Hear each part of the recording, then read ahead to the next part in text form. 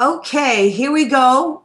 Thank you for tuning in again to this Tuesday, January the 14th of Organic News here on Awake Radio. And we're just going to, get right into it because we do have with us on the line Todd E. Pierce, who I met actually last Thursday at a Close Guantanamo Now event that was put on in a church on the Upper East Side in Manhattan, which was the first event of this tour that has now gone on to California, San Francisco, and Los Angeles. And you did not participate in that part of the tour, Todd. That's correct. You went back home. No, I came down to D.C. and was in an event here in D.C. Okay. And still in D.C. Okay. Washington, D.C. So you are, tell us about how you got involved in Close Guantanamo. Well, I've been a defense attorney in the Office of Military Commissions representing Guantanamo prisoners since 2008 until 2012. Actually, I still am. I'm on a case before the D.C. Circuit Court of Appeals. And so I've become, get firsthand knowledge of how outrageous Guantanamo is in every way imaginable, both against the United States Constitution and under international law and under the law of war. So Andy Worthington, who's with Close Guantanamo now, he's done outstanding work over the years in informing people of, who the people who are being held in Guantanamo, who they really are and where they come from and what, if anything, they did. And so he's done that in a broad, general way, informing the public. And so I've been, was very eager to assist him with appearing in New York and then Washington, D.C. And so, right, you wanted to be a part of this because, I've gone to a couple of hearings here in New York with the NDAA and Chris Hedges and the lawyers that are suing the government and Bush over the National Defense Authorization Act, which gives the government and Obama the ability to hold and detain American citizens if they, even suspect. But the thing is, it's not even that they suspect that people are terrorists. They're basically criminalizing dissent. Absolutely. I'm glad you brought that up because that's really as much concern as I have for Guantanamo. In a way, I got to say, I'm more concerned with how this is spilling over in so many ways into our domestic system, but it also affects people internationally. What we're saying, and what the United States government has done, the prosecutors and the military commissions, is they've gone back, and tell me if I'm talking too fast, but they've gone to the Civil War, a period of time when the United States was under martial law. And under martial law, dissent was criminalized. So there were people being shut down, newspaper publishers, newspapers, people who were just saying things uncomplimentary about policy or the military, who were subjected to military detention and oftentimes military commissions and tried and punished and further detained.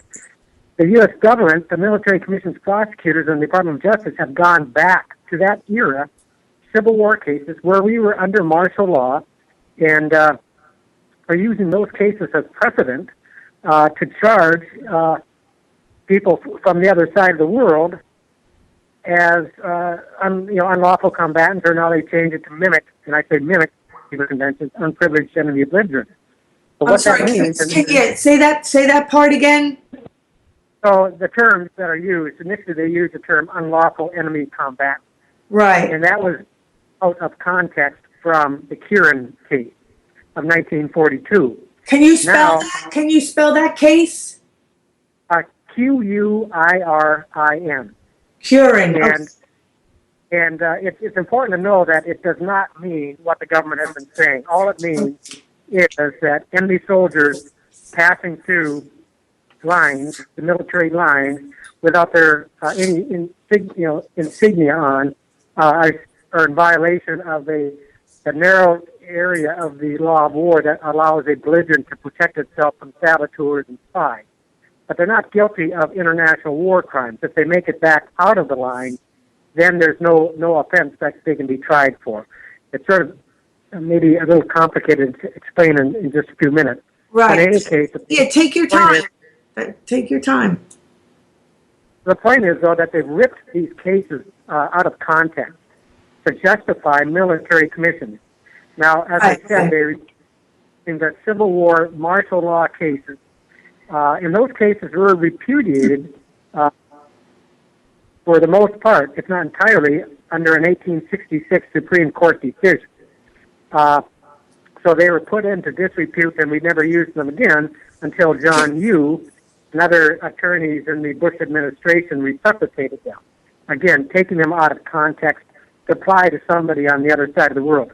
But what that means is under Section 1021 of the NDAA, and let me just, we're saying, and in our appellate cases, Hamdan and the case that I'm on, we have succeeded in getting the courts to realize that material support for terrorism and conspiracy are not international war crimes, and therefore they are not triable under military commission. So what the government did then was fell back upon a claim that the United States has its own unique common law of war. That's as bad and outrageous as if the Germans, and in fact they did in a way, said the same thing back in the 1940s about what they were doing in their treatment of people they were capturing in France and Czechoslovakia, for example. That they had their own unique common law of war, and we're making a similar claim today. It's the same type of claim that so many other authoritarian states have made, such as Chile under Pinochet, where they said they were under... I mean, it just sounds like what the United States is trying to do is just, stretch and broaden, reasons to hold these people and detain these people and, kind of stretch the definition of, what it means to be a prisoner or to hold somebody. Well, I mean, again, we have a system, just like practically every nation or all nations do, a judicial system. In our case, we have the judiciary branch of the government, and we have supposed to have the separation of powers, and that's supposed to prohibit the executive branch, the president, from having their own system of court. Military commissions are a executive branch, call it special court. Somebody was just telling me today that the German word for that is, and I'm going to butcher it, but Sondergericht, perhaps. But that's what we've done, is we've created a system of executive branch special courts. And that's the same sort of courts that every authoritarian state has used to suppress dissent. What is generally, that has been domestic. Now we're using that, and the guy who's generally supportive of this stuff has pointed out that it seems as if we're exercising global martial law. And in fact, when we're using U.S. martial law cases from the Civil War as precedent for trying people that we captured on a battlefield, or maybe not on a battlefield, just picked up by paying a bounty for somebody in Bosnia or Pakistan, and claim that they fall under this precedent from our own period of martial law, then it genuinely seems as we're exercising martial law over the world. Yeah. Now, in the case of Section 1021 in the Hedges v. Obama lawsuit, what Section 1021 of the National Defense Authorization Act provided was that somebody deemed by the executive, the president, or commander-in-chief, in the United States, one and the same, although that too has been taken out of context, we're supposed to have civilian rule over the military, not the president putting aside his presidency and becoming a military ruler. But under Section 1021, it provides that somebody deemed by the president to be associated with Al-Qaeda or Taliban or suspected of terrorism to be put into military detention pending disposition under the law of war. And the chilling thing about that is, what law of war are they talking about? Are they talking about this now domestic common law of war that we invented the term for coming out of the Civil War? Well, if so, that means any journalist or any dissenter to current is subject to military detention and pending disposition under the law of war. And that body of law of war, meaning the Civil War cases, criminalized dissent. Right. So it's extremely foreboding for its potential for how that could be used to suppress dissent. And in fact, coming out of the Vietnam War, we had generals such as Westmoreland and some others, even more fanatical, who, instead of realizing that, that was as many military leaders now will acknowledge, the former military leaders, was an unwinnable war from the beginning. But yet these people, like Westmoreland, came out and basically said that we were stabbed in the back, just like the Germans claimed after World War One. Wait, who did you say Westmore? Westmoreland, General Westmoreland, who was the general of the war. So they made the claim that we were stabbed in the back by the press, and because of the media, and that led to dissent in the country and the loss of our will to fight, and therefore that's what caused us to lose the war. And so there's been a lot of internalization of that belief that's up to suppress dissent. And there's books. I wrote an article 2 years ago, Guantanamo at 10, and I think that should be able to be found online. I'm sorry. I point out that. Say it again, Todd. I just because your phone. I mean, it's a little bit unclear. So just say it again. Guantanamo. The name. Yeah. It was entitled for the 10th anniversary of Guantanamo. Oh, okay. So Guantanamo at 10. Yeah, the number 10. Okay.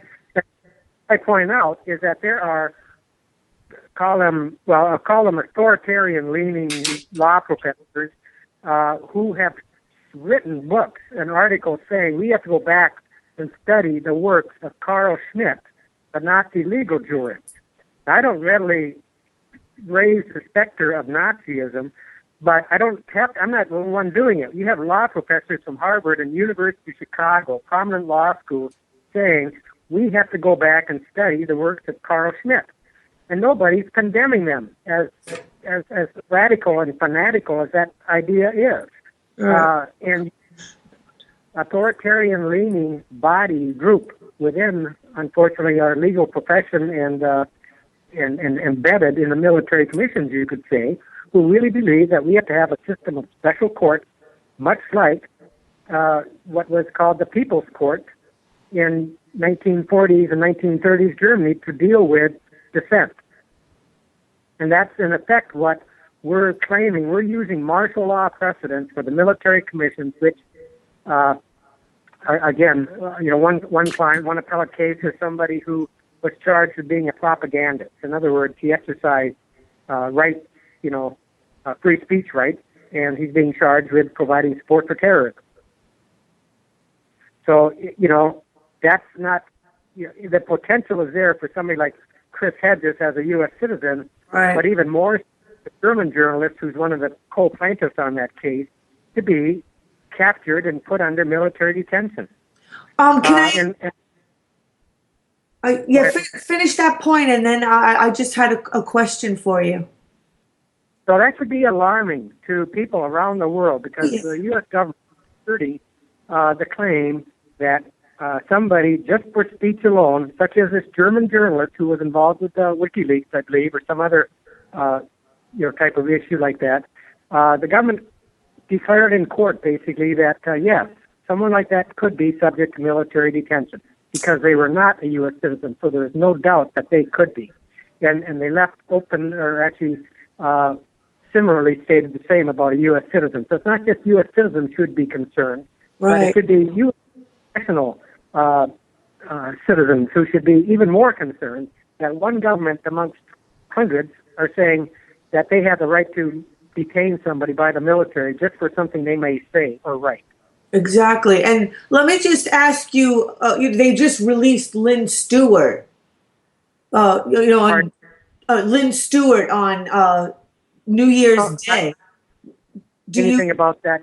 Okay. And, therefore won't comment on it. Okay. I mean, she was just like the one person that came to my mind as, that person who kind of, in the mind of the government, like they tried to say that she was like aiding and abetting the enemy, and that's what they had her in jail for. And so okay, so I just I brought up on my computer just a list of who is exactly is being held at Guantanamo.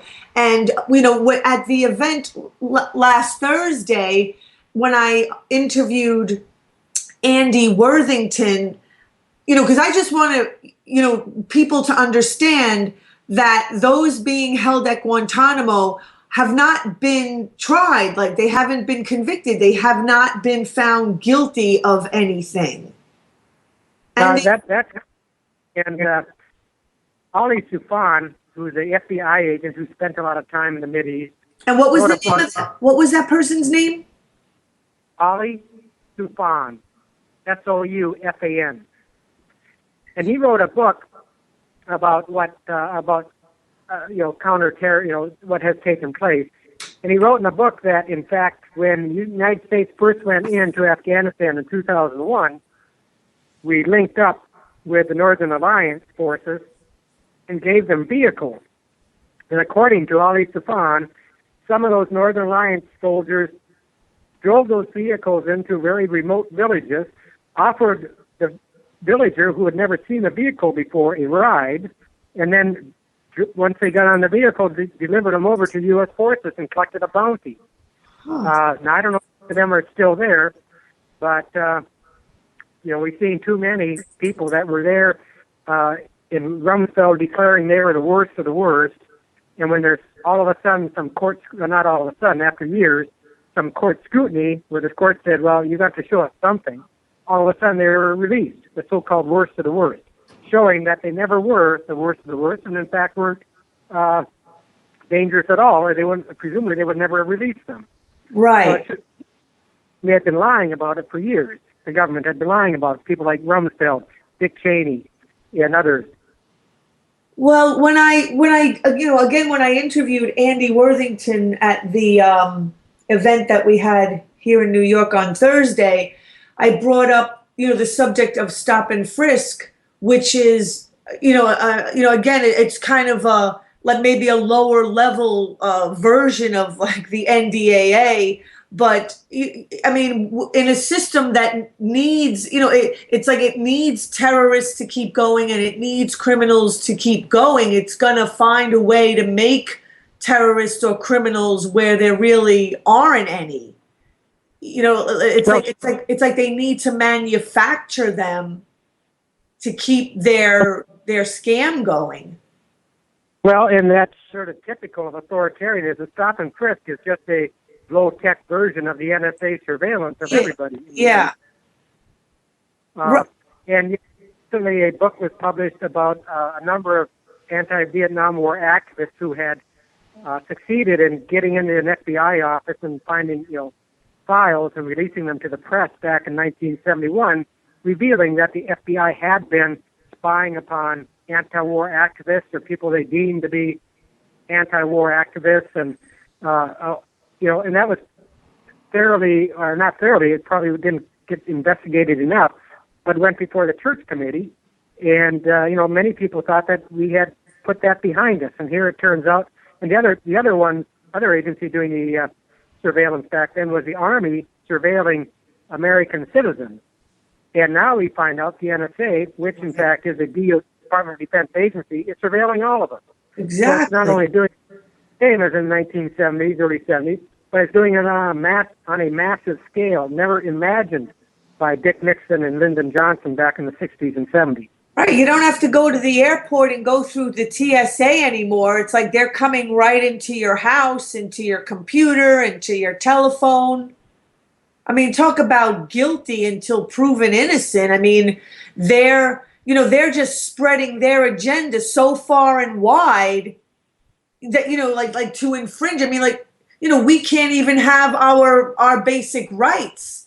I mean, it's less and less of our rights. That's why, people really need to exercise their rights. I mean, most people, because the way that I look at it, they wouldn't, the powers that be, the government, whoever you want to call them, they wouldn't be able to do this if people really did know their rights, exercised their rights, spoke truth to power, and kept more, up on things. And what happens when you really don't know what your rights are, they will take them from you. They will take advantage of your ignorance. I mean, that's what the system really thrives on, is keeping people Yeah.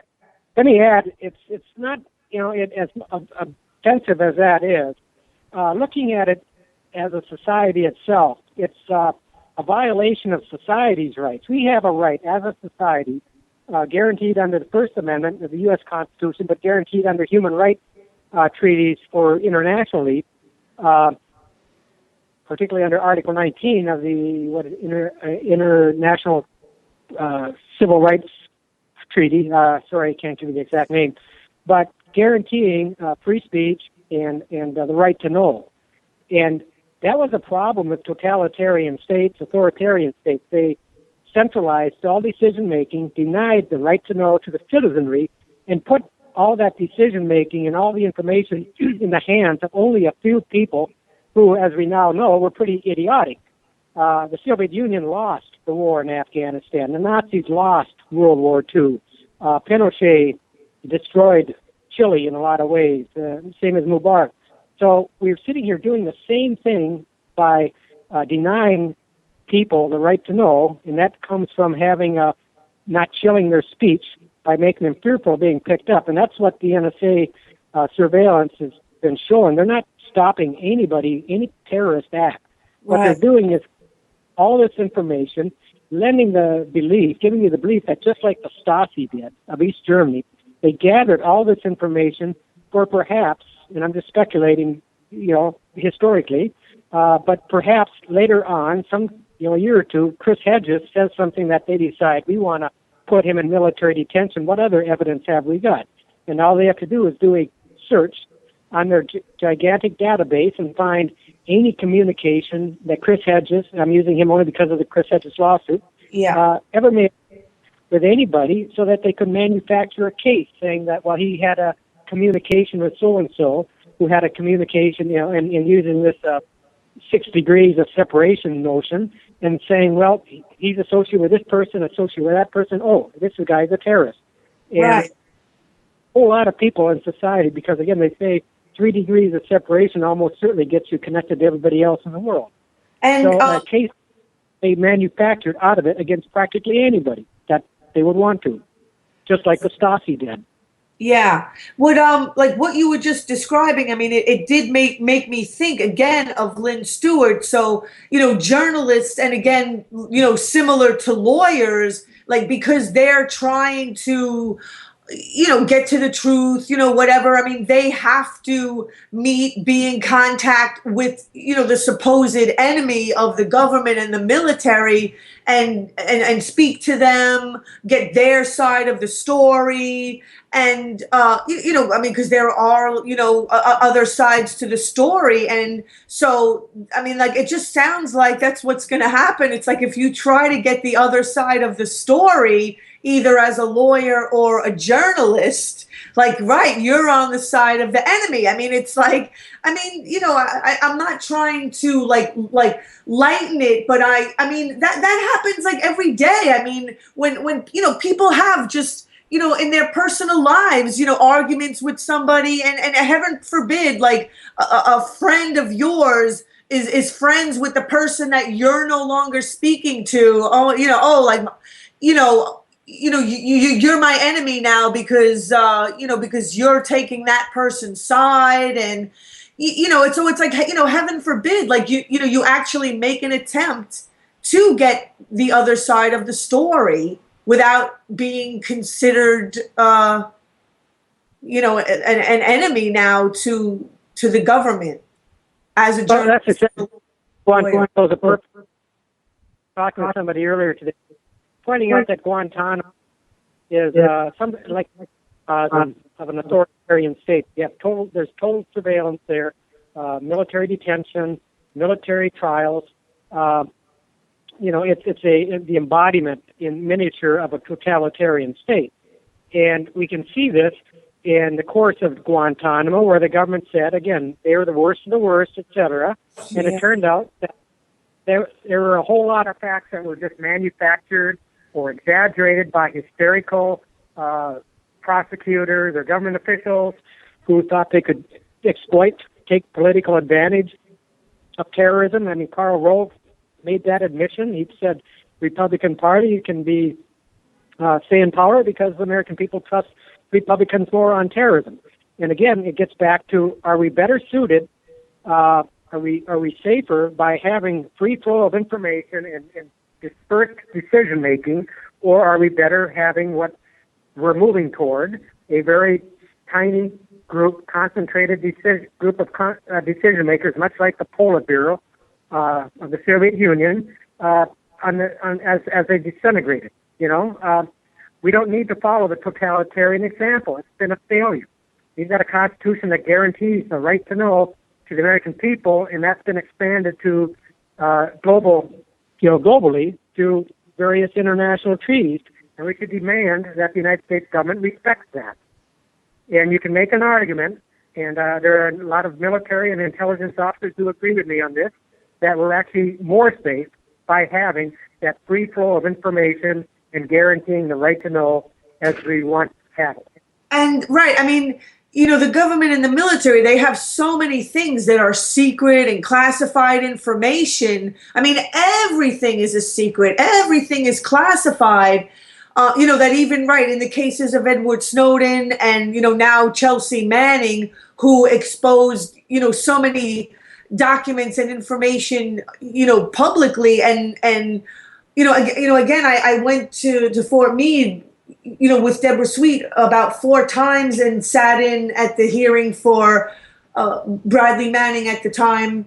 And, and he, it came out that he really did look carefully through the documents that he chose to put on WikiLeaks, so that he was not going to be putting this country in any kind of danger, and it was admitted that a lot of what he did reveal was not classified, and the lawyer for Bradley Manning, I'm sorry, I just can't, David Coombs, they were bringing out how what was considered classified and not classified was very fuzzy. Look what we found out too, and we were prohibited as Army officers, military officers, from even looking at WikiLeaks because they said the information is still classified. But I'll just say I've heard, and so I didn't look at it. But I've heard that information that was released was about the waste, egregious waste of money in handing it over to Afghan government officials and other things, and ending up in Mideastern banks. And it's like the United States has been plundered in a lot of ways by idiotic, stupid leaders who thought they could buy their way to the objective that they wanted, and putting us, the United States, into bankruptcy. People who can't afford cutting food stamps at the same time they're raising the military budget to pass out bribes to people that in other countries that don't want us there anyway. So, but a lot of that information came out because again, commonly understood through WikiLeaks and the revelations of Snowden. So that's why in Namor, people did have more access to information. They hadn't succeeded in making everything classified yet. And so we knew what a waste things were, how wasteful things were in the fact that we were losing the war and whatnot. Now, right. So that's, I'm sorry, it just, sorry, go ahead. So again, they've succeeded in suppressing that so much, so citizenry have no voice. Right. Whether or domestically. And we're seeing the human rights law and what was international law of war being destroyed under this concept that there's a unique domestic common law of war that the United States can apply. So then, And, we saw.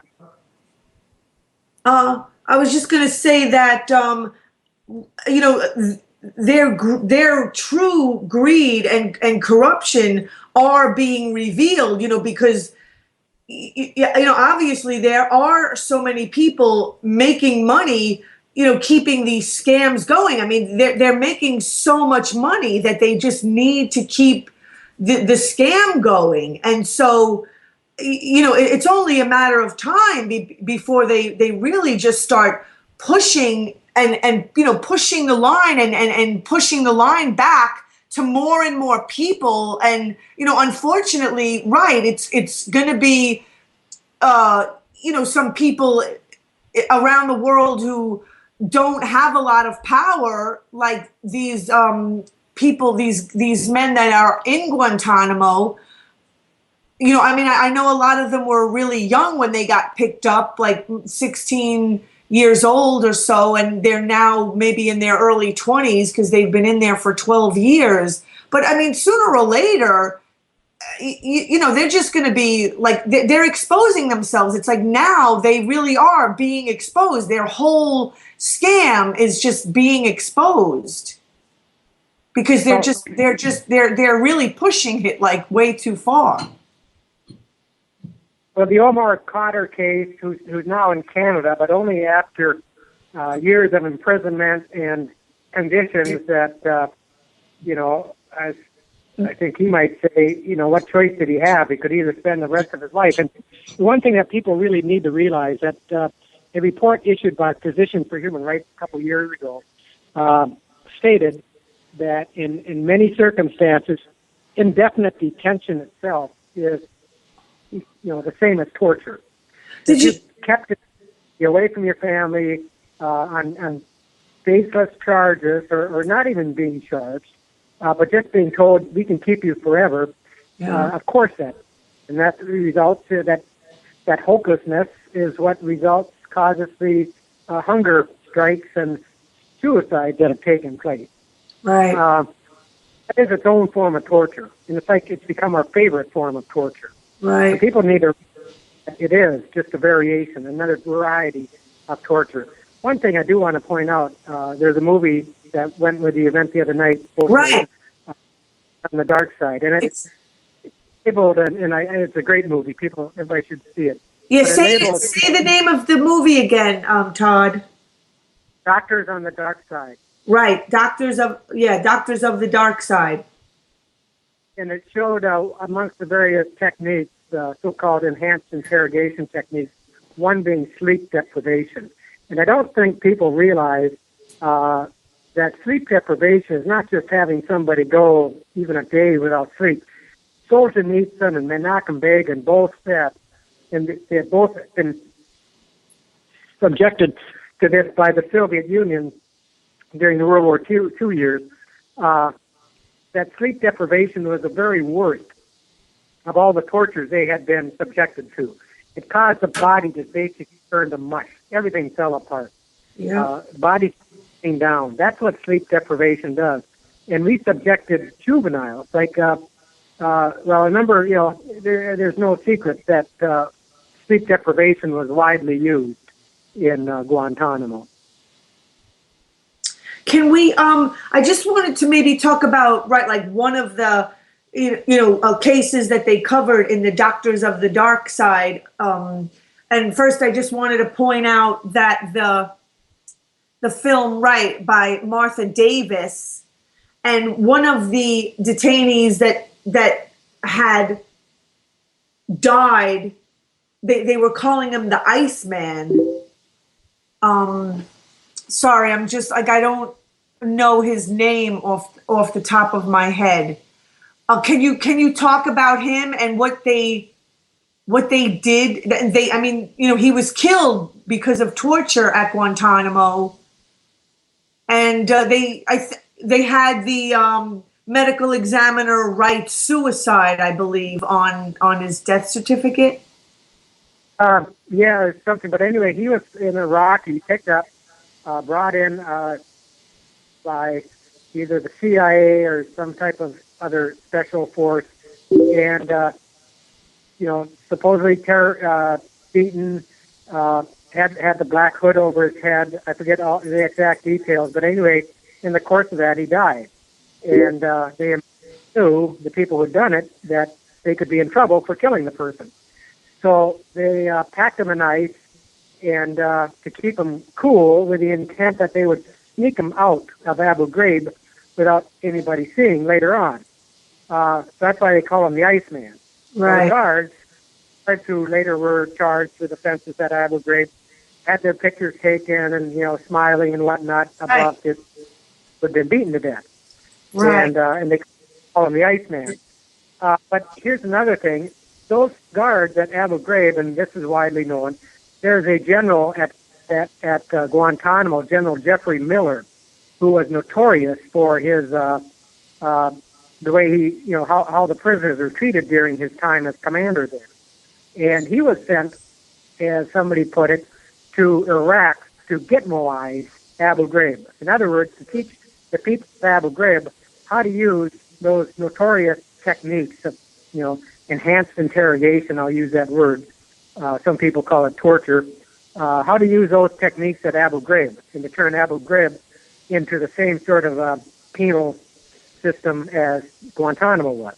So again, it's an example of what the term is spillover.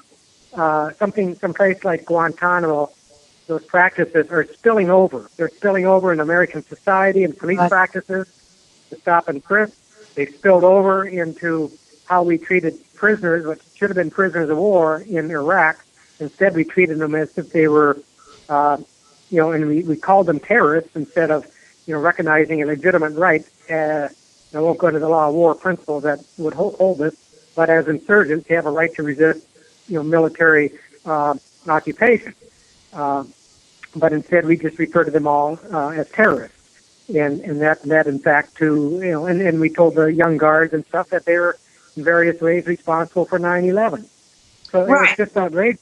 So I'm sorry. I'm glad you mentioned 9/11 because, it's like things like this. And plus there are so many others. The JFK killing and the Gulf of Tonkin. There's so many examples that you really can't trust the government, and people really need to kind of exercise their own research and look into things and listen to and read more alternative media. But 9/11 and this whole idea, because that's what all of this never-ending war is, and these terrorists and the detainees being called terrorists being held at Guantanamo is all built on. So I'm glad that you brought it up, and if you didn't mind, sharing your views on 9/11. Well, one final thing to say is this generation of 20-somethings, 30-somethings, they had never been taught the history of the Vietnam War, how it started with the Gulf of Tonkin, and how that was falsified, and the Church Committee, and how we investigated the FBI and the CIA, and we're repeating history today, except at a even higher pitch. And people need to realize that these practices, these draconian extra-constitutional practices, have no place in a democracy. If you want your democracy, you better start paying attention and taking an active role in demanding that the government start acting as it is supposed to under the Constitution once again, instead of allowing them to just say national security depends upon violating the Constitution, etc. And I wanted to also, because we only have a couple of minutes left, talk about, the movie is called Doctors of the Dark Side because it was trying to focus on the fact that they have medical MDs and psychologists involved. They're trying to claim that they're just sort of there to be some sort of a referee in the practice of torture, when doctors and psychologists are supposed to be people that, we like to think of as, helping, and they take a Hippocratic oath to do no harm, and they're supposed to save and take care of people. And in Doctors of the Dark Side, they're showing MDs and psychologists participating in the torture. Well, exactly. And in fact, because of that, and because they're supposed to take care of the wounded, in fact, they're supposed to take care of the wounded on both sides. If you ever seen the TV show MASH, they would treat the wounded from the other side. They were non-combatant status under the Geneva Convention, meaning the enemy forces were not supposed to target hospitals and doctors and nurses. They're supposed to leave them unmolested. So we violated, but that requires a duty on the doctor's part not to be combatant in order to maintain that protection. And they crossed that line when they took an active part in interrogations, as was shown in Doctors on the Dark Side, helping, with these various forms of enhanced interrogation. In fact, somebody came up to me after the event in New York and said, in fact, some of these doctors are distinguished as no longer combatants. But that blurs the line for anybody in a war. How do you know that Army field hospital with that Red Cross on it, or Red Crescent, is not a hospital filled with combatants now, engaged in interrogation, like shown in Doctors on the Dark Side. But the other thing that it occurred to me the other night is there's another professional group on the dark side that we've seen over the last 12 years, and that's lawyers on the dark side. People like John Hughes, who crafted these legal opinions ingeniously to, not that ingeniously or cleverly, but to defend and allow torture to take place. And but for those attorneys, and you got to remember, attorneys were tried at the Nuremberg trials, right, who played a role legalizing, seemingly under German domestic law, the Nazi practices. We held lawyers accountable at Nuremberg for their playing that role in the German, aggressive war that took place in Europe, and not obviously including the Holocaust, but it's like there's a second part of, the Germans were the epitome of an authoritarian state too, and so even without the Holocaust, it was something to be totally avoided. But yet that the People's Court almost as a model that we're following. And exactly, so that following orders, I mean, that just isn't going to fly anymore. And because we only have about a minute or so left, and I just wanted to bring up and get your opinion on. I'm not sure, like how familiar you might be with the case of Kelly Thomas, the schizophrenic homeless man that the cops got acquitted of killing, and there was a video, a security camera video in this parking lot of exactly what went on, that it was clear that the cops beat this poor guy to death, and they got released of the charges, like the charges got dropped, and it's just it's pretty scary. I mean, it's a really, things are just gonna get more and more scary if people do not look into things, question things, challenge authority. I mean, so-called authority. I mean, these people are human beings. They are not without fault or flaw. And so before we go, just quickly, is there a website? I mean, I know that there's a Facebook.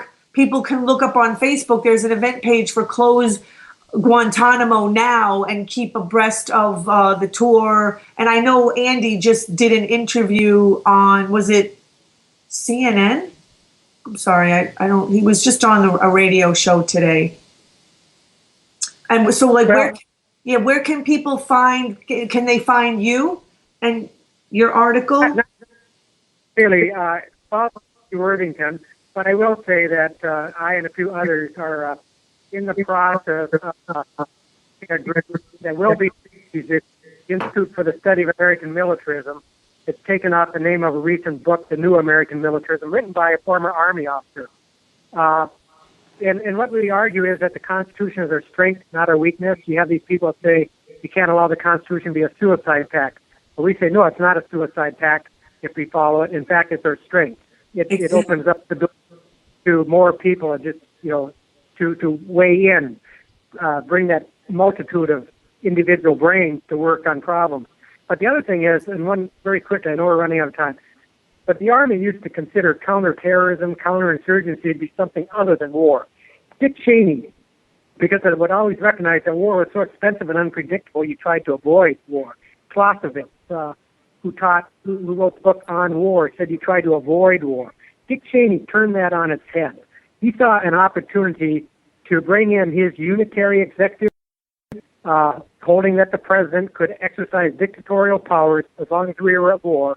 And so he saw war as an opportunity to expand the president's powers. And so he flipped this whole common sense wisdom of the Army in the past, recognizing that, terrorism is something obviously you have to do something about, but it doesn't mean you're at war. And that has been flipped on its head. And the only people who have benefited by it is the so-called military-industrial complex that Eisenhower warned us about. We're expanding continuously military spending, while at the same time cutting domestic spending so that it frees up even more money for the military. And needless to say, I'm entirely for national security, but it's not national security when we bankrupt the nation and deprive people of educations and jobs and such as that. A nation's strength is really how strong it is by its people. And we're doing this at the expense of the people for the benefit of a very concentrated group of military industries. Amen, Todd. Exactly. I mean, I really want to thank you for being able to spend this time, and I hope to see you again, and I would like to have you back on again in the future, and keep up this wonderful work, and thank you for helping me spread the word. All right, thank you. Todd E. Pierce, thank you very much. We're just going to take a quick break, and then we'll be back with Gigi Bowman, who is running this weekend out on Long Island, in Hauppauge, Long Island, Save Long Island Forum, with a bunch of great speakers like Bill Still, G. Edward Griffin, Charlotte Iserby, Adam Kokesh, who's going to be on at 7:30 tonight. So please don't go anywhere. You're listening to Awake Radio, straight talk for the awake and aware.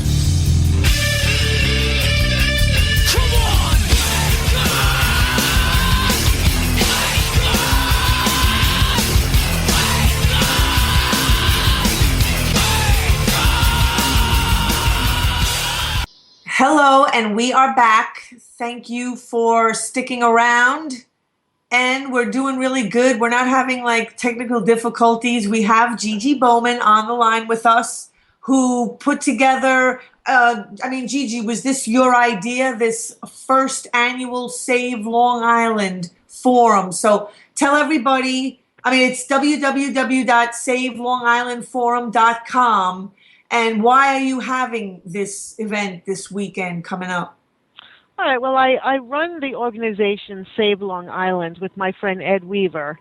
And what we do is every month at our local library, we show films and have speakers about different issues. We've been doing this since about 2010, I think the early part.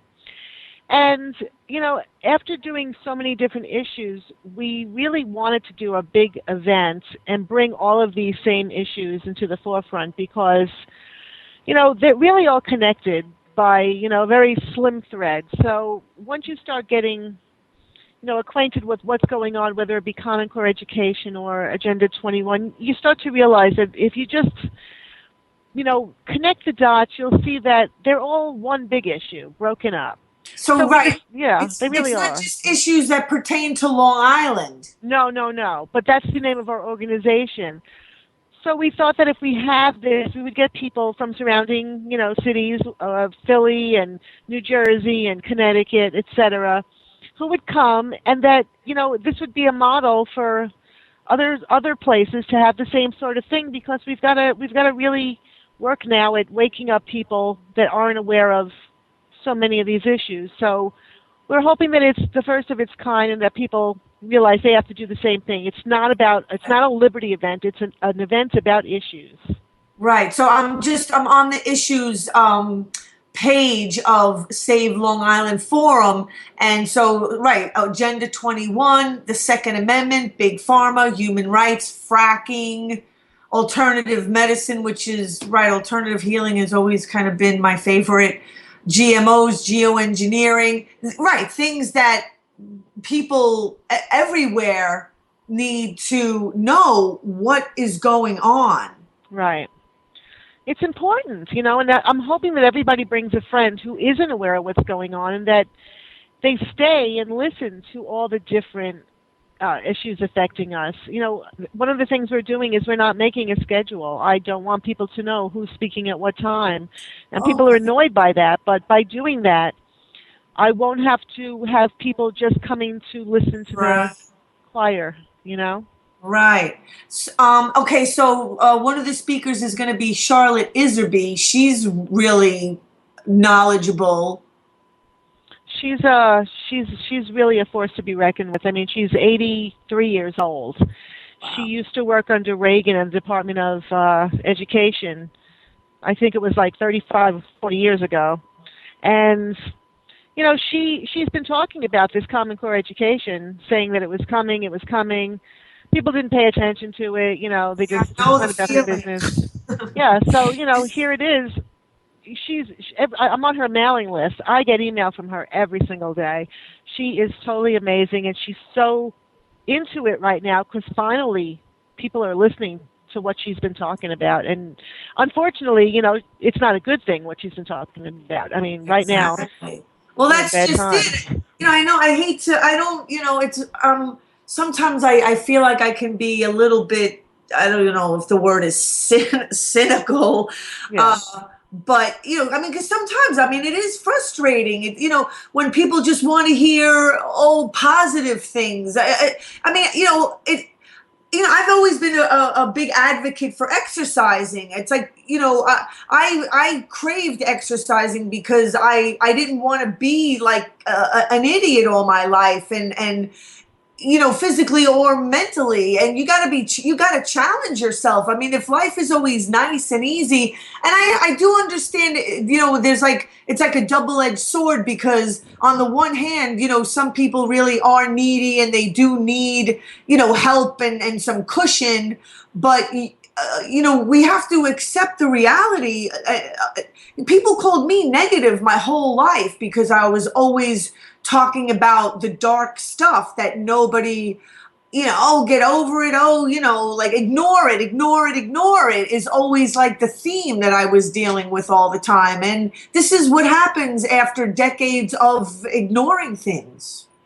Well, I agree with you there. I mean, a lot of us who are trying to, tell people around us who are family, friends, things that are happening, they label us crazy, conspiracy theorists, this, that. And, unfortunately, by doing that, they box their ears, they don't listen. But now we're in tough times. We found out that a lot of the things that we always believed in were lies, NSA spying and GMO food, and, we trusted. And now we realize, what were we thinking, that we trusted the government, and now they're not doing the right thing where the citizens of the United States are concerned. So, unfortunately, we can't just sit around complaining about it. We have to come up with solutions. And that's what Sunday's about, is solutions. So hopefully, I'll tell you about the whole weekend when you're ready. I'm just, I'm right. I clicked on Charlotte Iserby's link. I listen to her when she's on Alex Jones, and she talks about, her book, The Deliberate Dumbing Down of America.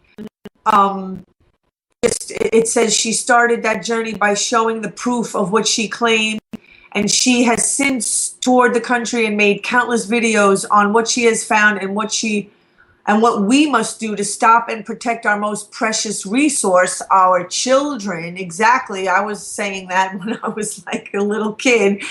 Her talk will be on what she knows best, the miseducation of our nation's youth.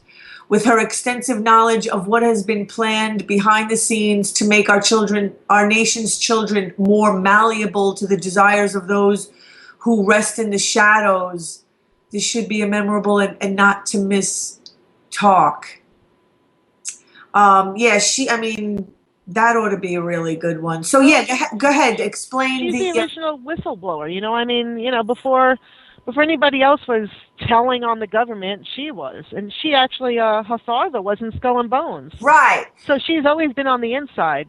But she's a very brave woman, and I tell you, she's so alive and alert and feisty. It's, amazing. I'm going to try to get an interview with her. Hopefully, I'm bringing my camera. I was actually going to bring my massage chair too and offer massages by donation. I'm sure a lot of people could maybe use it. You never know. So we also have G. Edward Griffin, who's another good guy. Another icon, yes. I mean, they're very good friends, the two of them. So they've been really they've been both very, let's just say, the center of liberty for many years. And not just one subject. J. Edward Griffin knows about everything, from the economy to, cancer, health, to, alternatives in cancer. He produced the What in the World Are They Spraying? He's really, he can speak about anything. We have him speaking about Agenda 21.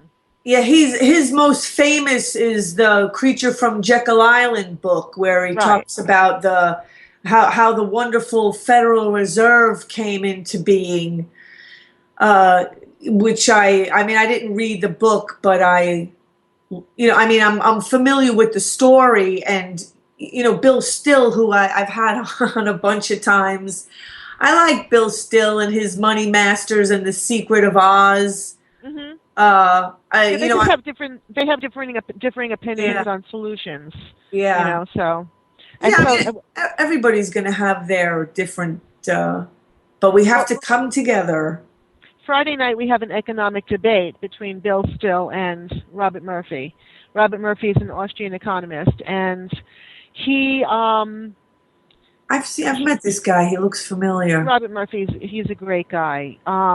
So we're gonna be able to sit down and listen to both sides of the story. What Bill Still has to say, what Austrian economist and Mises has to say. He's a professor at Mises. And after that, on the same night, we also have a film clip festival following, and the film clip festival has Charlotte Isby showing portions of her video, which is her new video set, which is The Road to Ruin Through Education. We also have Jason Bermez from InfoWars showing his new film, not the whole film, but film clips of Shade. And we have Kevin P. Miller, who I'm very interested in meeting. He made the movie Generation RX, which is about Big Pharma. And I saw that. I saw that movie. That was a good movie. It makes you cry. It made me cry, that movie. Yeah. But his follow-up is called Letters from Generation RX, because after he made that movie, he got so many letters from so many people that he decided to make a new film about that. And he's looking for funding, and he'll be there showing a small, film clip from that.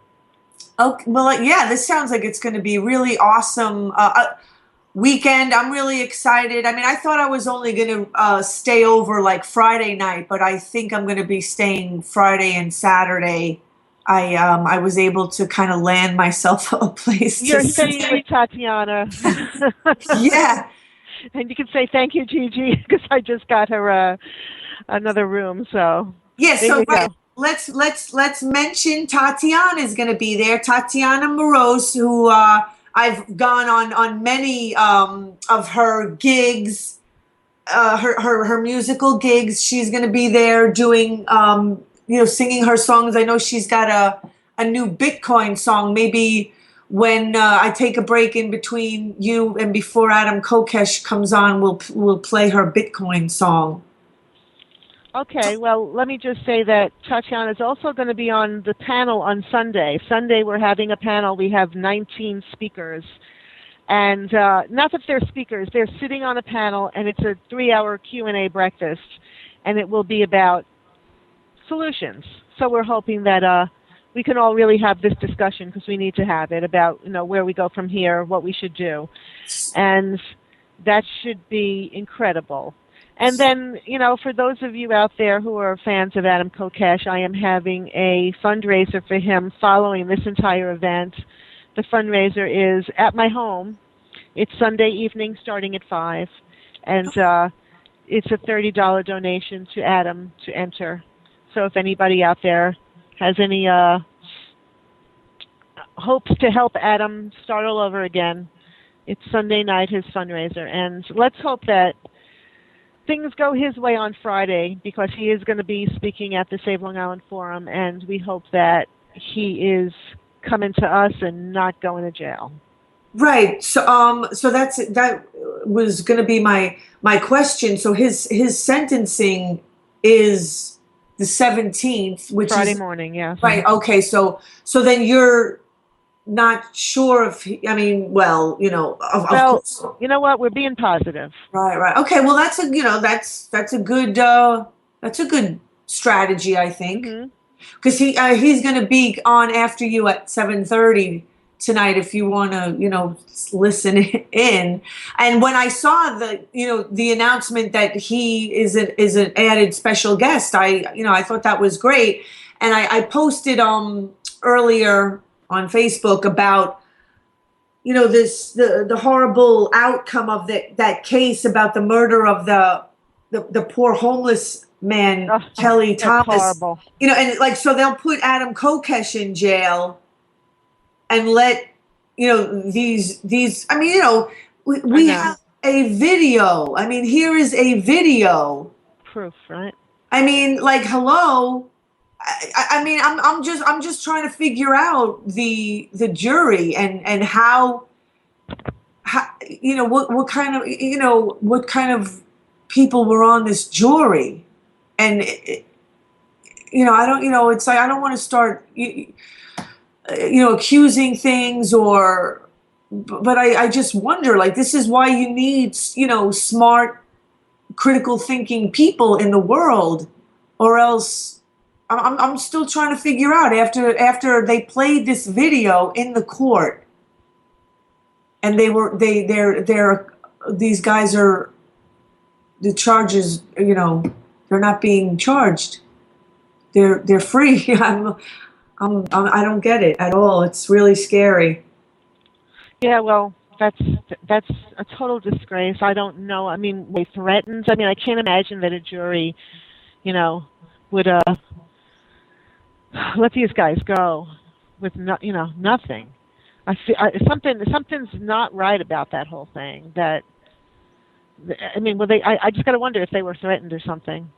Well, paid off, one or the other. Well, I started looking up today, and I was writing in my blog about it, and I didn't get a chance to finish. What came to my mind was the Freedom to Fascism documentary, with Aaron Russo, and he was interviewing the jurors.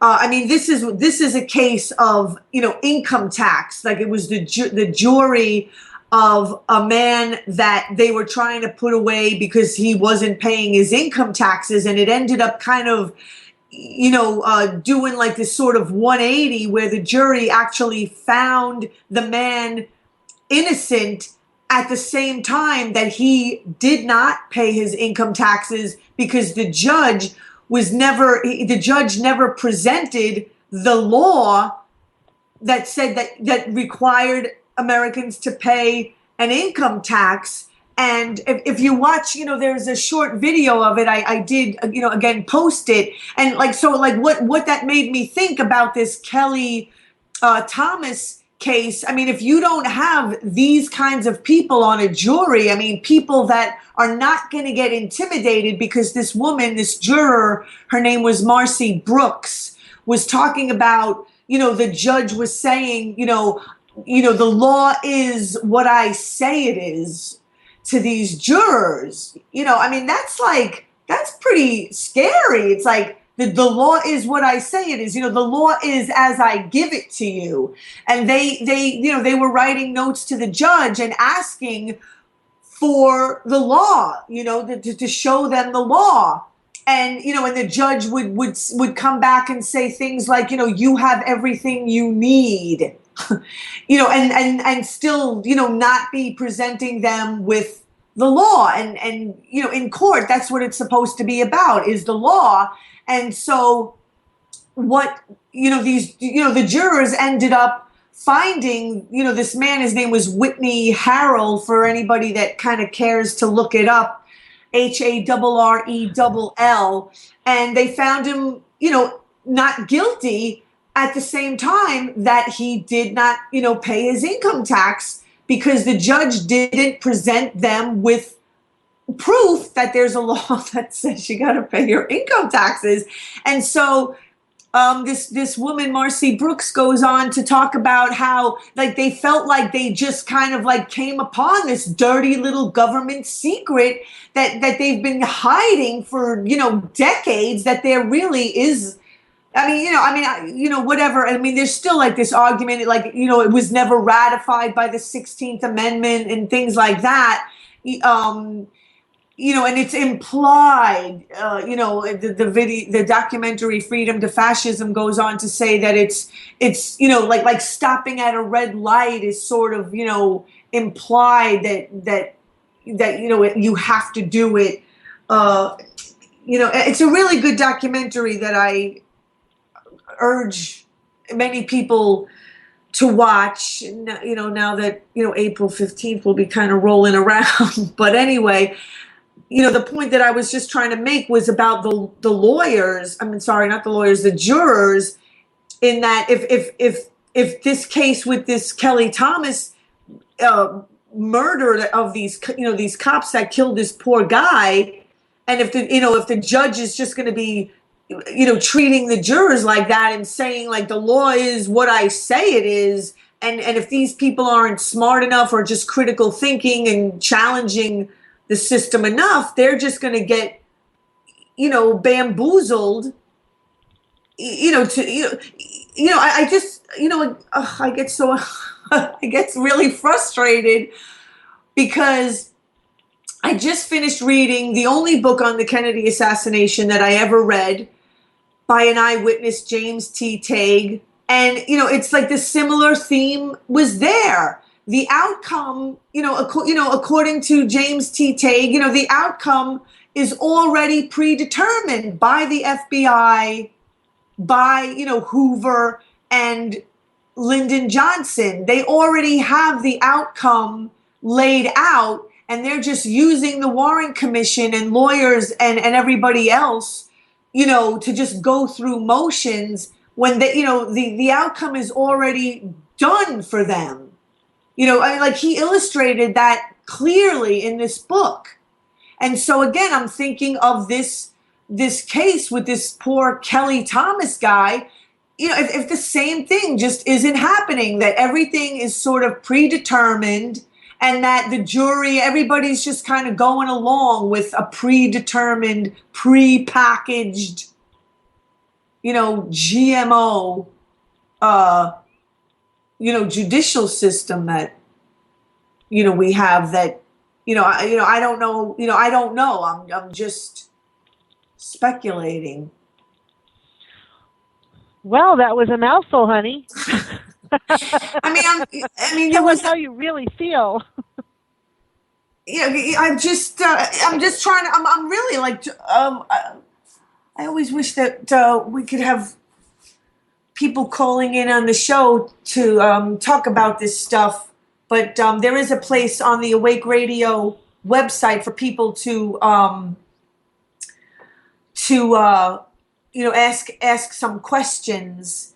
And so, I'm just trying to figure out how with this video that clearly shows, what's going on and how these cops can get acquitted of I these don't know. charges. I think that there's going to be another investigation or something into this because too many people are mad. It's not just going to go away. I don't believe it will. Not with the internet, not with social networking, not with people talking about it, seeing a video, hearing the story. It's not going to go away. I don't care if they got acquitted. It's something bad has to happen to these, This is blatant. Really. How much more blatant does it have to get? There it is. It's like the video, you could see it and you can hear. This guy is a homeless guy. He's schizophrenic. And there were four. I think it was just two of the cops, 2 out of the 4 that were being charged with anything. But it should have been all 4 of them. It's pretty obvious that, the corruption is just, it's getting just so much more brazen. I know. We need a lot more dissenters. We can't just be,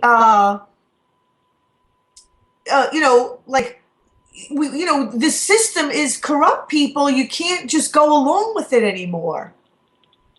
So, Gigi, I just wanted to ask you, of the issues that are going to be brought up this weekend, which out of them would you say you're kind of partial or have more of a passion about? Is there one in particular? Oh, that's a good question. Well, I would have to say, for me personally, it's Big Pharma, because I lost a child who committed suicide because she was on SSRI medication.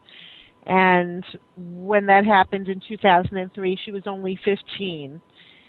And she shouldn't have been on that medication. I didn't know any better then. I was just a person who wasn't really paying attention to what, was going on in the world. And I trusted doctors, and I trusted police, and I trusted everyone. And I, never thought to,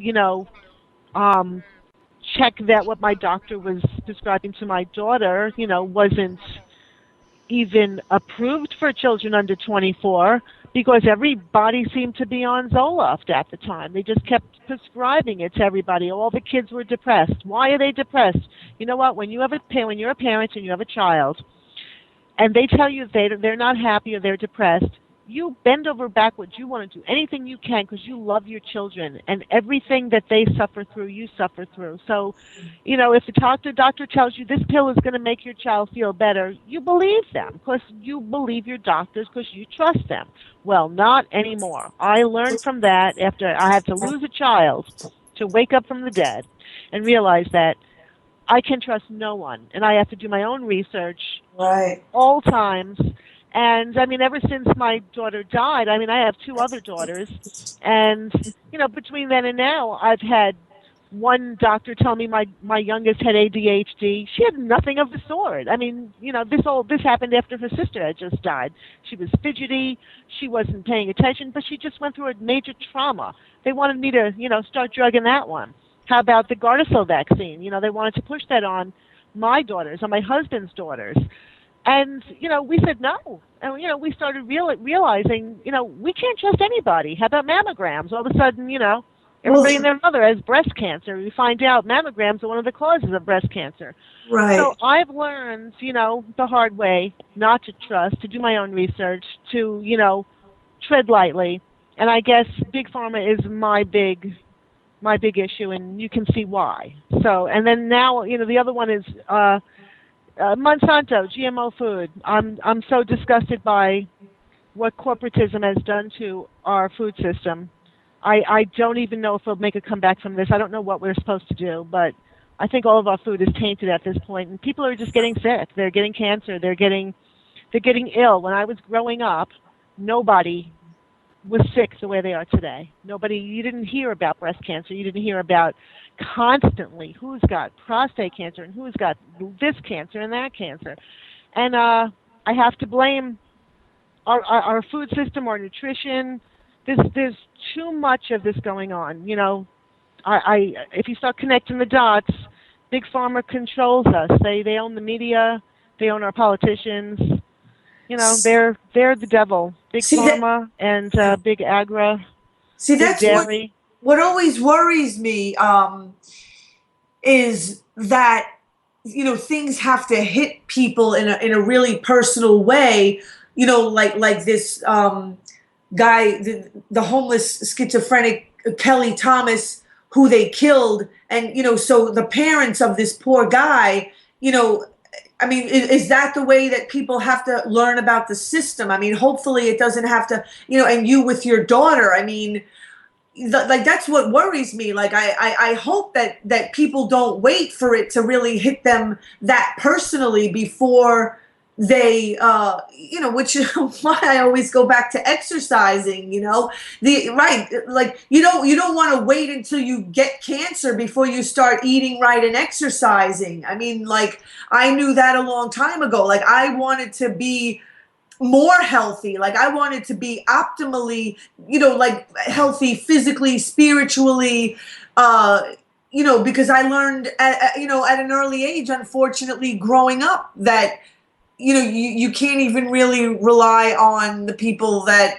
are around you, and that you had to kind of do things yourself. And, that's just what started me on my quest. And I used to try to tell people, and, if it wasn't that bad, it's like, so it's that the slow and gradual. I mean, if it doesn't hit people in the face, like they're never gonna, they're never going to get it. And that's what worries me. Yeah. That it's going to, right, like, the boiling pot is going to, boil them to death before they wake up. So what do we do? I'm hoping that an event like this would bring about new people to the liberty movement, people that, are waking up right now, and they're waking up because of things like Common Core education. I mean, I've watched online as groups, Facebook groups started because mothers are so upset about what's going on with their, children's education. And now they're really open to learning about. I mean, I go into these chat rooms, these Facebook groups where there's like 8,000 women, 8,000, mothers, and there's one that's got 13,000 people, New York State against Common Core. And they're talking about the Federal Reserve. They're talking about Agenda 21, and I'm like, whoa, this is a whole new crop of people. And they're just finding out. And it's an opportunity for us who have been doing this for a while, people who started from the Ron Paul Revolution, or started from Occupy, or started from, the earlier time, to come now and say, wow, we've got a whole new group of people that are just finding out, and we need to be there for them, because it's hard. You got to remember, when we first, took that red pill, it's not easy in the beginning finding out, all this stuff at once. I couldn't sleep in the first couple of years of, after watching American Freedom to Fascism and, Loose Change and all these movies. I was just like a basket case for a while, and then I got involved, and started helping the Ron Paul campaign and doing so many different things. And, now it's time for us to help other people, because we cannot fight back unless we have a bigger army of awake and aware people. And the only way to do that is to stop preaching to the choir, to stop just, having liberty events and we all talk to each other, but have things like this where we're going to talk about all the different issues that are going to bring people from all sides, not just the right or just the left or just the middle, but from all sides.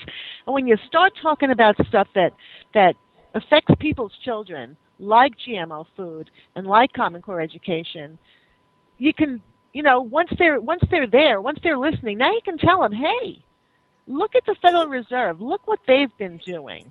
Look at, corporatism. Look at look at all the other stuff, how it's connected. Look how our liberty was taken away, the TSA. I mean, they're just learning. And it's been hard for me because this event, I've been, promoting it for 6 months. And I really, really, really was disappointed and shocked that most of my friends in the Liberty Movement from all the different states surrounding, not one ticket was sold to any of my friends. Oh. It took me actually writing a blog.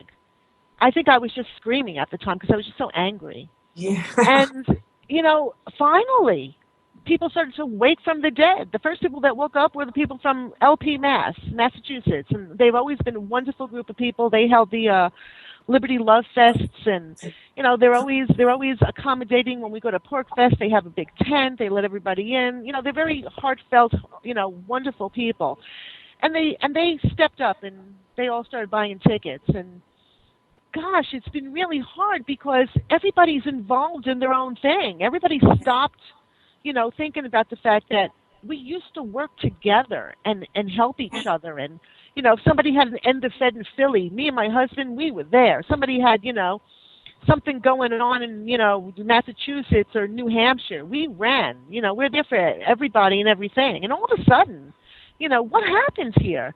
And this is a time when it's more important than ever that we do come together and we work together and we, open our arms to all these new people that are coming in. Yeah.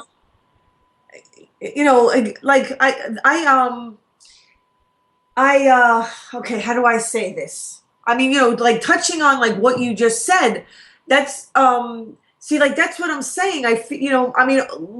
This has been my entire life that I'm kind of trying to bring attention to issues like that it's your family, your neighbors, your community, your extended family, the very people that you engage with every day that a lot of times end up kind of being the people that will listen to you the least. I mean, that's kind of been my experience in my life, that you almost get discredited, not listened to, you get treated like, oh, what do you know? Like, who are you? When, when it's like that, there it is, right in front of your face.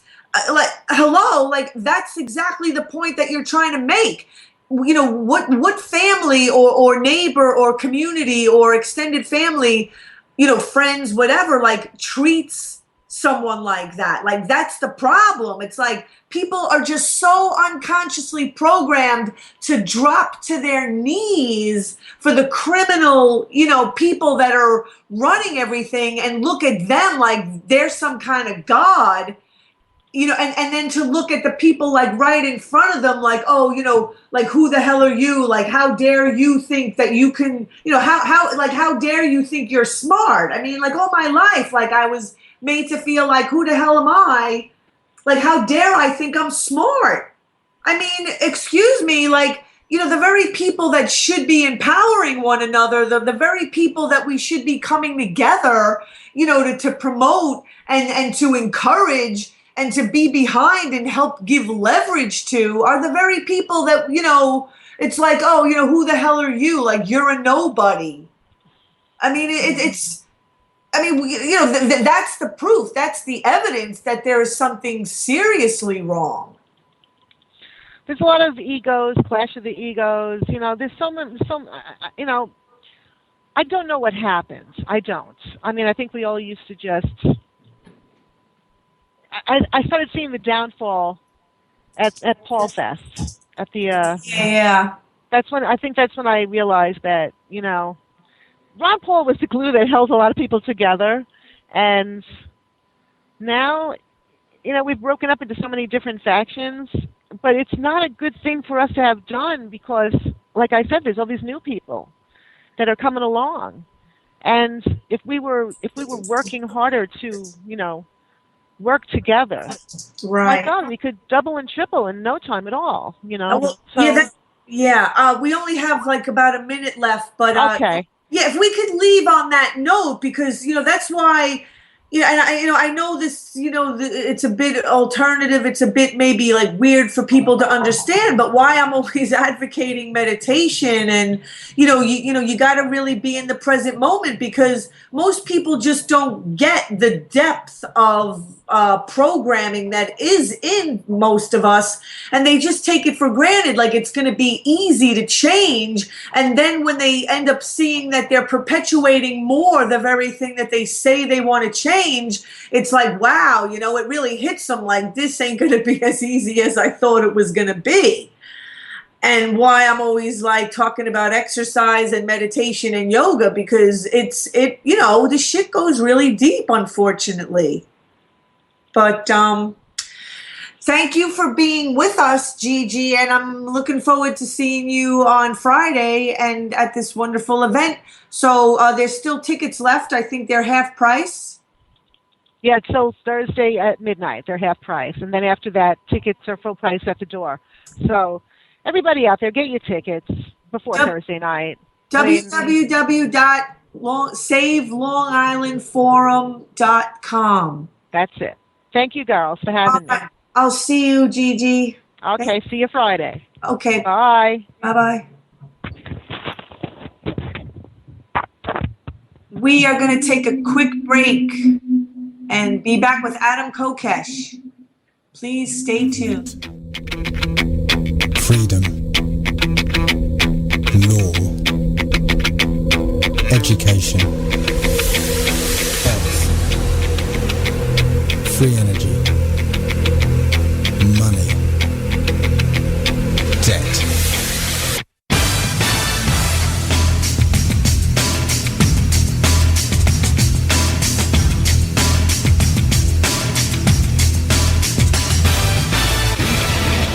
Awake Radio, deconstructing the dream world, one lie at a time.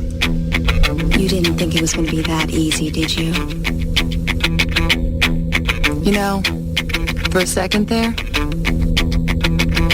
yeah, I kind of did.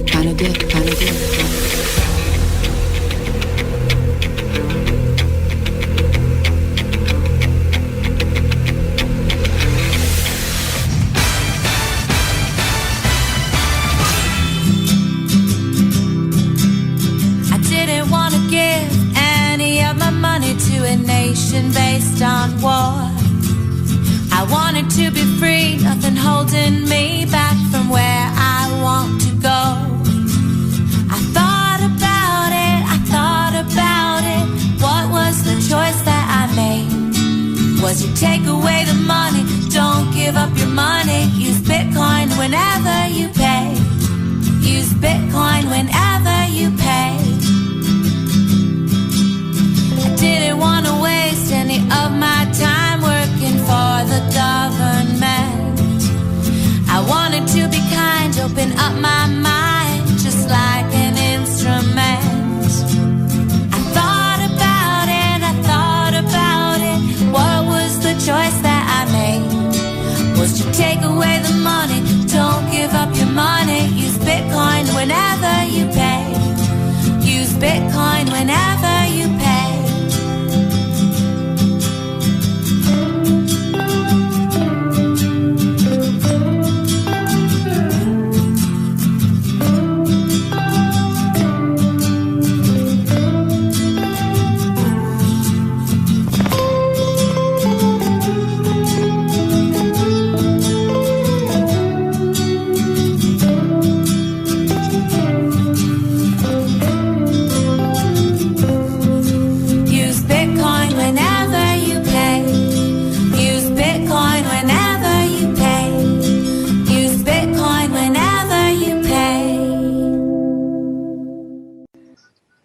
So that was Tatiana's Bitcoin song.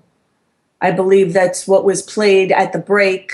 And she will be performing at the Save Long Island Forum this weekend with the many great speakers. And Adam Kokesh, who we have on the line, you got brought in kind of at the last minute. Is that right, Adam? That's correct. to be. I mean, I've seen you at Pork Fest. What was it? Anarchy NYC. Couple of things, and so your sentencing is Friday.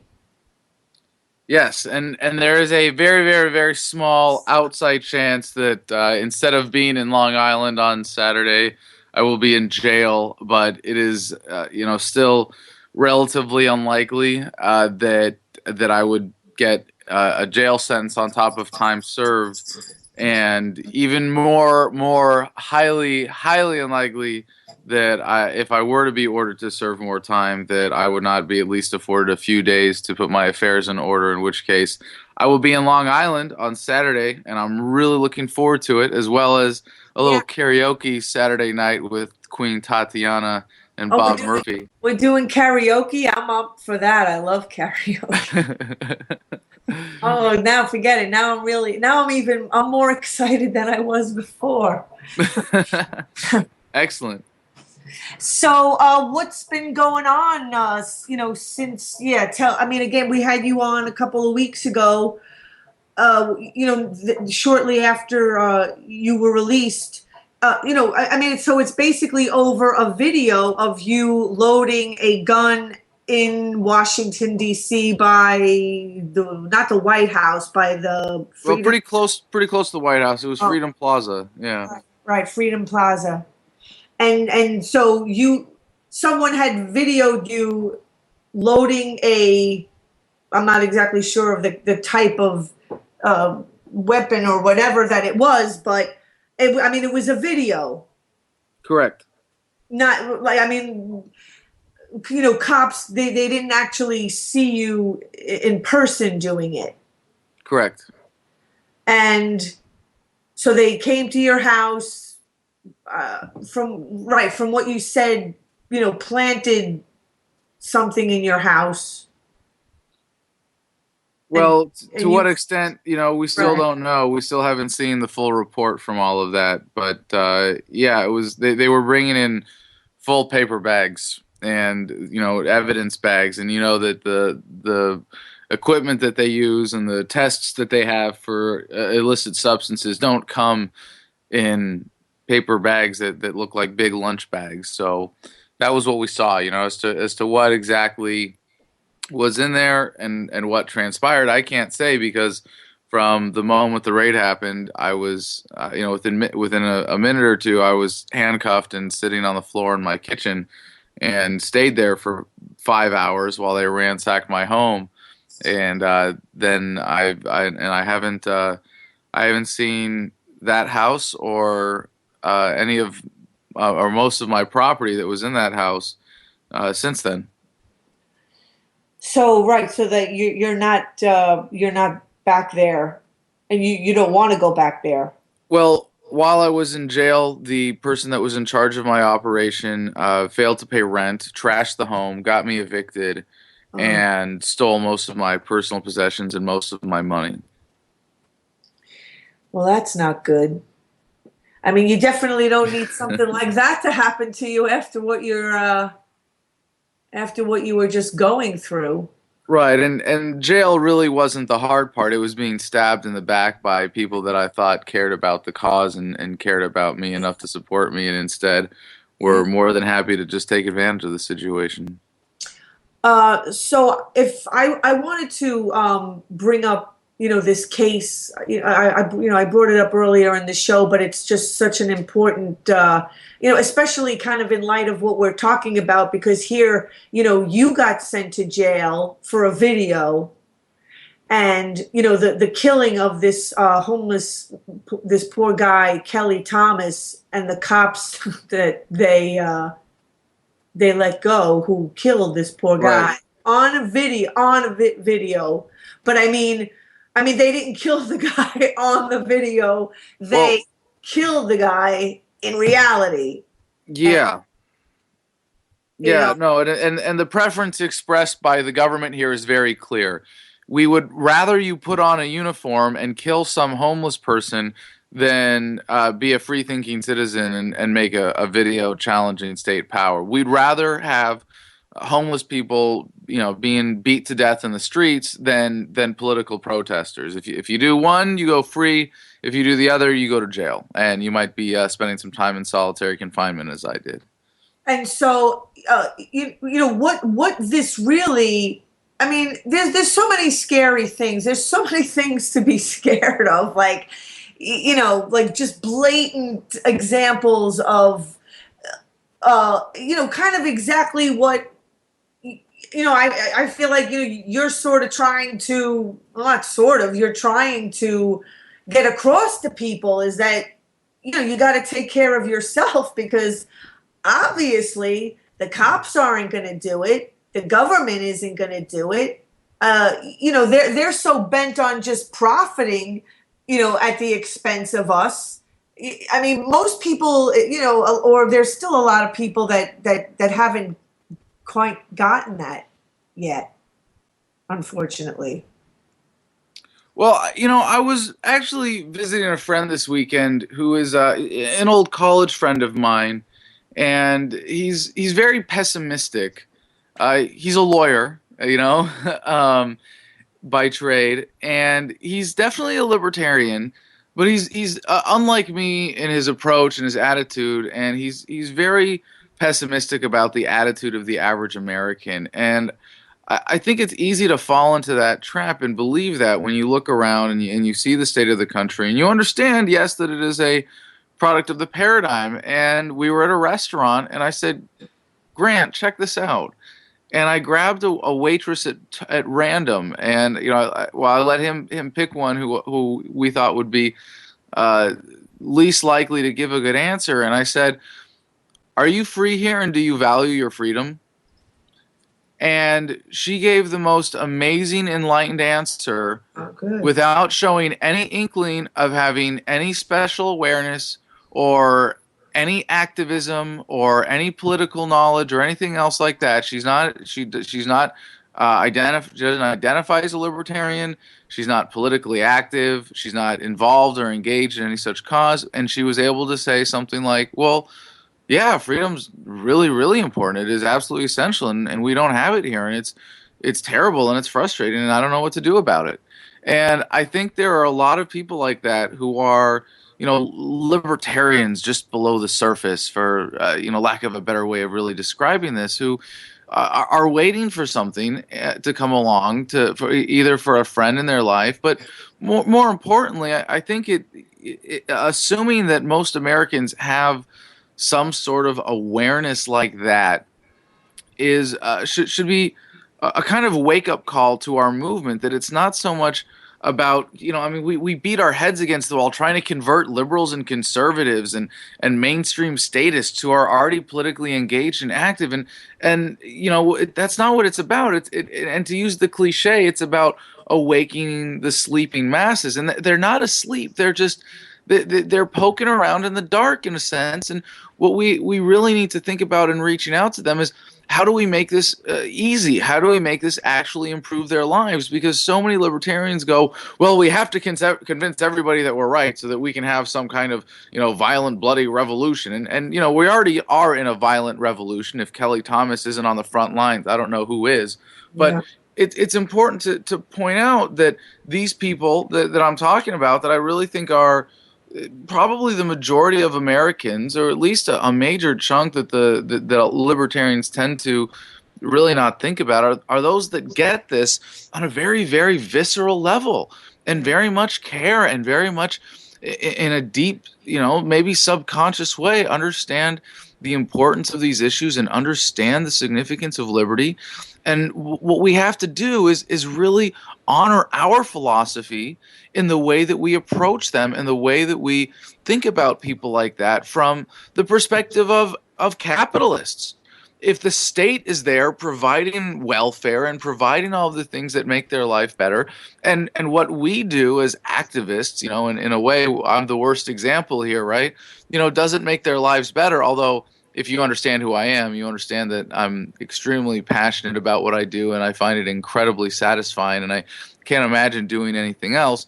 And I understand that when I put myself in danger, there's a cost to that, but there's a far greater cost to not acting and putting our children in danger.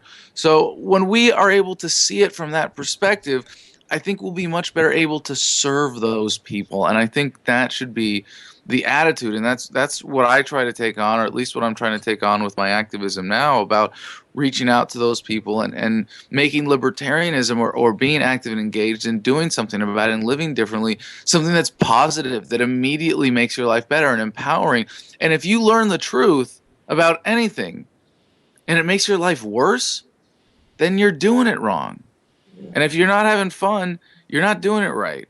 And there are a lot of libertarians, and I, I've been guilty of this myself, who fall into that trap of being angry at the government and seeing things like the Kelly Thomas verdict and wanting to go, well, I'm angry and upset, and that shouldn't be the case. Or to even think that you're angry at the officers that killed Kelly Thomas. You know what? I'm not angry with them. I feel sorry for them.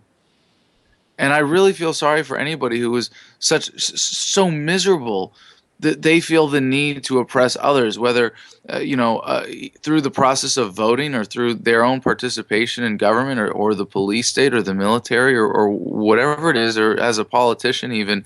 But it's not that we should be angry and fight and resist, but be loving and caring and sympathetic. And that's a much more empowering approach. And when you can be happier because of your perspective, that's something that's going to make people want to join you.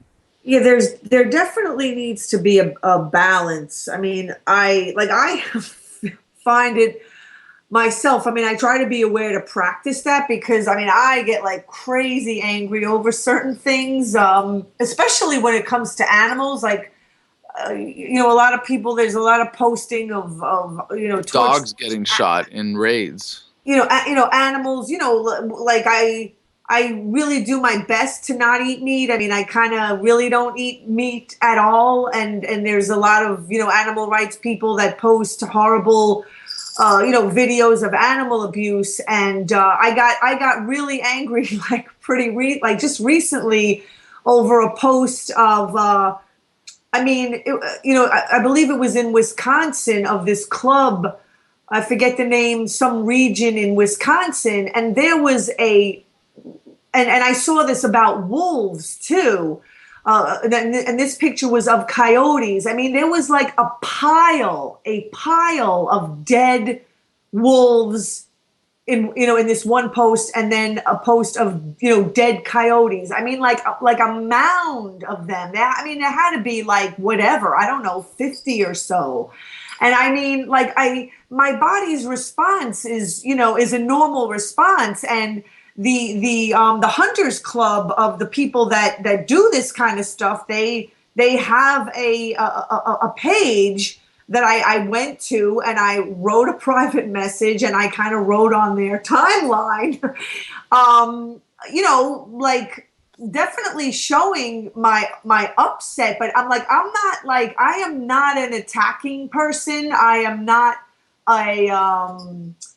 like a belligerent person. Like, I won't just like attack people. I mean, because I'm not perfect. I will, but I've trained myself over the years with meditation and with yoga, because I grew up fighting, believe me. And sometimes, like, I think that I actually, squash myself down too much. But anyway, and I ended up getting a response in the private message from somebody on, from this coyote hunting page. And, his reply, or whoever's reply to my question of like, why do you have to kill like that many coyotes? And their reply was, because I like it. And, again, like I tried really hard to not reply back to that person, with like, the attacking and and to actually because again, like these are the things that I practiced way back into my, in my 20s and 30s about, mirroring techniques and how to not get engaged in just that whole mudslinging with people. And you have to be really mindful, and you have to really be aware, and it's not, an easy thing to do, but that's why, to me, we really have to practice meditating and being in the present moment, because you don't want to, get sucked into that. It's a very, very easy thing to get sucked into. Absolutely. And I understand the frustration, but it's not hard. And this is the important thing to remember. It's fundamentally a choice. What is your outlook? What is your approach? How do you see other people, and how do you relate to them?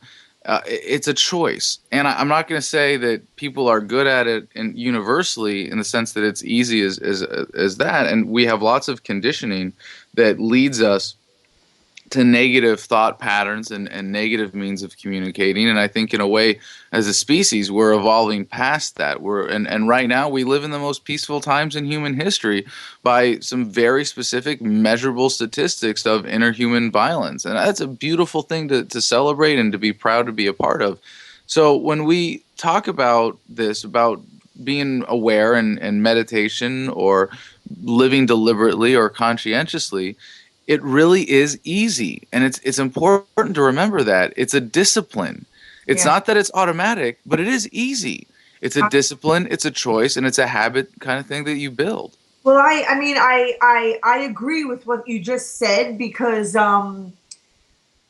life really is easy. I mean, it's supposed to be easy, but it's deliberately made confusing and complicated to keep yes. scam going. And actually, living in that negativity is what makes life hard. Choosing deliberately how to live and deciding to live positively makes life easier. Right.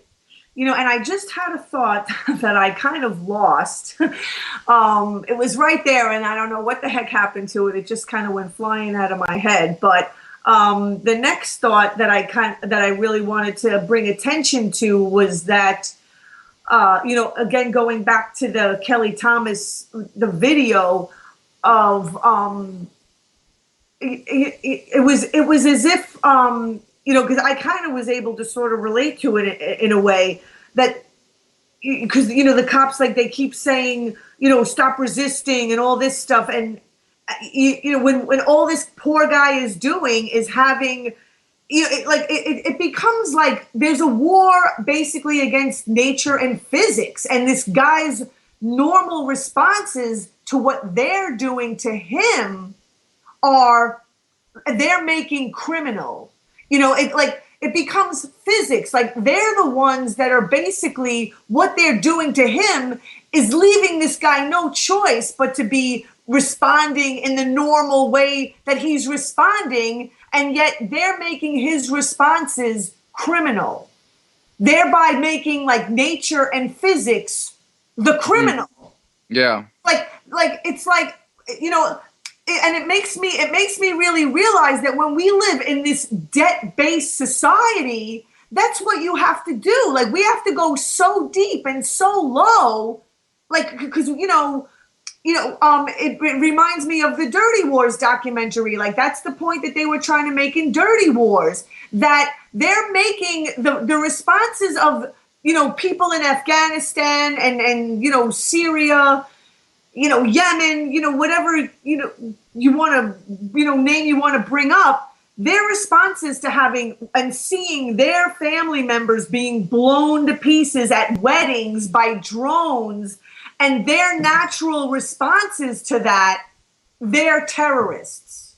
Mm-hmm. And so that's the shit that really gets on my nerves, is because, and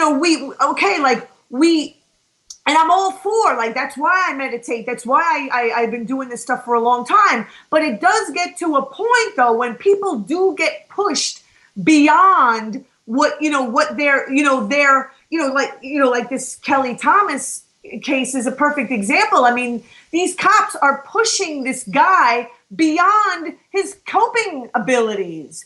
You can't be faulting this guy, like, and that's what they're trying to do. Oh, it's his normal response because we're, we got our knee on his throat and he can't breathe. How dare he flail around like that? That's what living in a debt-based world does. And certainly one predictable consequence of the legal framework around the police state. I mean, oh my God. And that's like, but you're getting frustrated right now. I mean, I can hear in your voice, and I know it's good to have that passion, but you're not going to win anybody over with that. You got to find a way that, even discussing the Kelly Thomas verdict. Hey, Kelly Thomas was on the front lines, and he died in a way that exposed a very powerful thing. And there's a beauty in that, and there's a nobility in that. And while Kelly Thomas may have made himself a martyr, at least when you call him a martyr, you're putting a positive spin on this. And instead of demonizing the cops, you're seeing the positivity of what he revealed. And we can honor and we can respect and we can thank Kelly Thomas for having the role that he did. As small as it may have seemed from his perspective leading up to his death, he's had an impact far beyond anything he could have possibly imagined. And that's a beautiful thing. I mean, I hope that it's not over with the the charges being dropped. And I really pray that the people raise a bit of ruckus in standing up for the, I mean, this is definitely like a travesty of justice. I mean, it's blatant, blatant, like making up whatever rules the powers that be want to make up. Mm-hmm. I mean, the video shows what should be an open and closed case, and instead they're having the charges dropped. I have CNN report: ex-cops acquitted in beating death of homeless man in California. Both were found not guilty on all charges. These peace officers were doing their job, it says. They had no malice in their heart, said John Barnett, an attorney for Ramos. Ramos being one of the officers, former Officer Manuel Ramos. So there it is. I mean, people got to be stepping it up. What are you going to talk about at the Save Long Island Forum this weekend? Whatever Gigi Bowman tells me to. I have so much respect for her as an activist and her ability to stay positive and keep doing what she does. And I'm really looking forward to seeing her this weekend. You're just going to follow her orders. And so there's...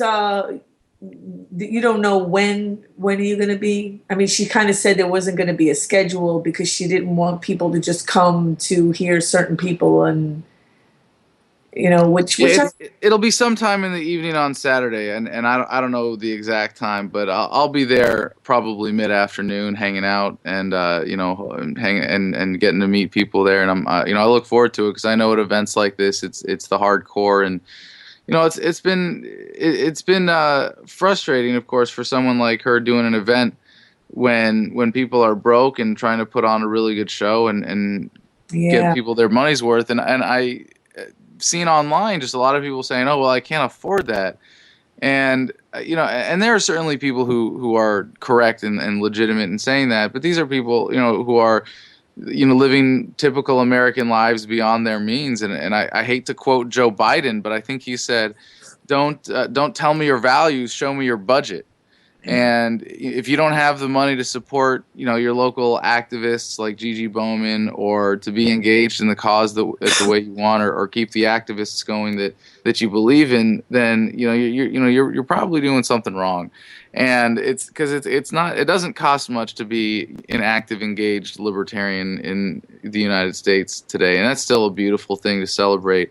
But I have to go in a minute, and I just want to say I've got my sentencing coming up this Friday. It's at 9:30 in courtroom 112, 500 Indiana Avenue Northwest. I would really appreciate it if anybody who can be there in Washington, D.C., come out. I'll be there around 8 a.m., just hanging out, meeting people outside the courthouse, and being available for interviews at that point. So please come on by and show your support. If you can be wearing black or yellow, or black and yellow, or any Adam versus the Man gear, greatly appreciate that especially.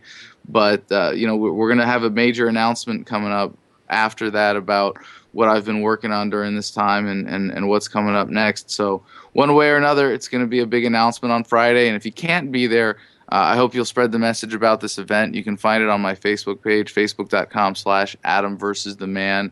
Our website is still functional for taking donations at this point. I really appreciate it, especially considering how much was stolen from me and that my legal defense fund was wiped out. I still have a lot of debts to repay for the people that stepped up as individuals to help me out. Just to pay for phone calls from jail was an obscene cost, because they have a great racket going there.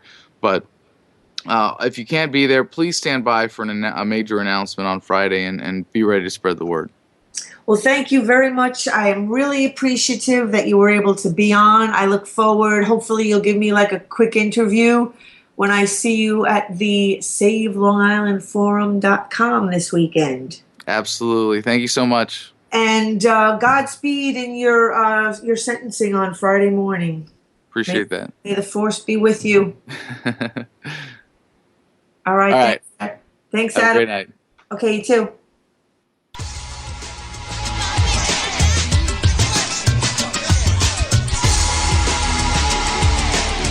You're listening to Awake Radio. Straight talk for the awake and aware.